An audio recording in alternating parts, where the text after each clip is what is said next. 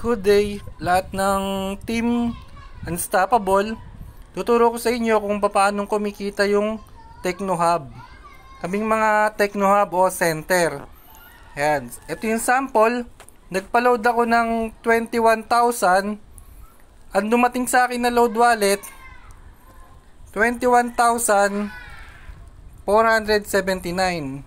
Meron akong kinita na 157.50 pesos.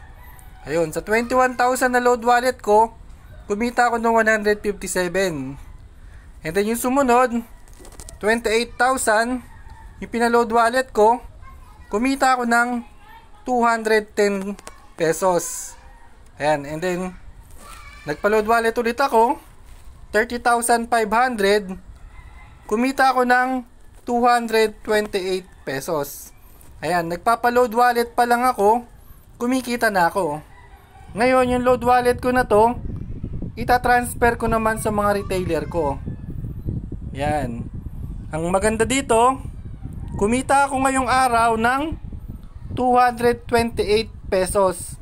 Ang ginawa ko lang, nagpa-load wallet lang po ako. Ganun po kaganda kapag TechnoHub po kayo. Every time na nagpapa-load wallet ka, kumikita ka. Ganun lang po siya kadali. Thank you po and God bless po.